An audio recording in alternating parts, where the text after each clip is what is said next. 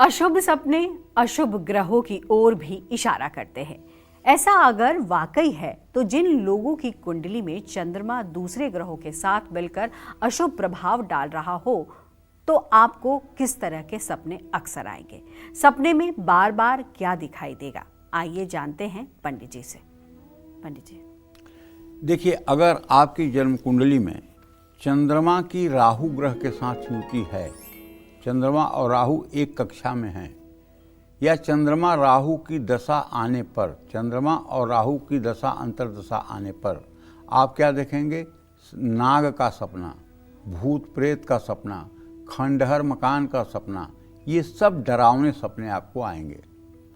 सपने में सांप ज़्यादा दिखने का कारण पितरदोष भी हो सकता है।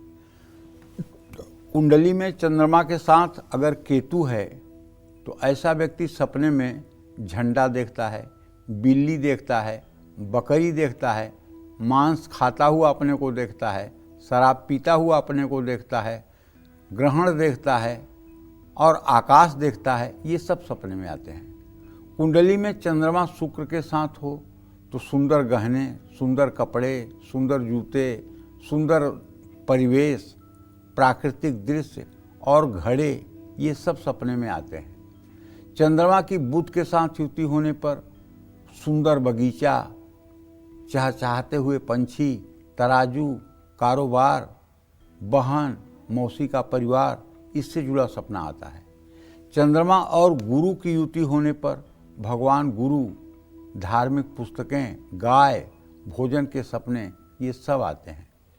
चंद्रमा और शनि की युति पर विमान, खुद को उड़ते देखना, किसी की मृत्यु का पूर्वाभास, सीढ़ियाँ चढ़ना जैसे सपने आते हैं।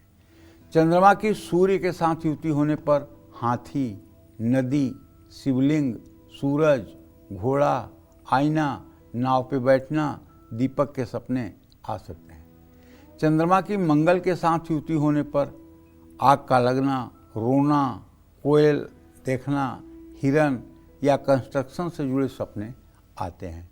ये तब होता है जब चंद्रमा आपके गोचर के हिसाब से चल रहा होता है। जिन जिन ग्रहों से उसकी मैचिंग होती है, आपके राशि के अनुसार उसी तरह से सपने आने शुरू होते हैं। ये बात परम सिद्ध है। अच्छा, सपना आना तो एक स्वाभाविक बात है, लेकिन बुरे सपने आपके ऊपर प्रभाव न डालें, बुरे सपनों का आपके ऊपर प्रभाव न पड़े, इसके लिए आपको क्या करना चाहिए मैं बताता हूँ।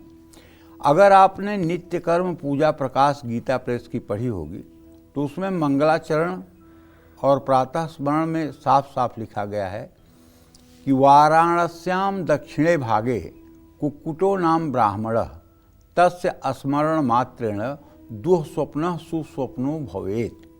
अगर आपको हर समय सपना आता है, सपने में डर लगता है और सपना आंख बंद होते ही आना शुरू हो जाता है और आप थक गए हैं इस जिंदगी से, तो आपको ये मंत्र जो मैं बता रहा हूँ, वाराणस्याम दक्षिणे भागे कुक्कुटो नाम ब्राह्मणः तस्य स्मरण मात्रेण दुःस्वप्नः सुस्वप्नो भवेत्।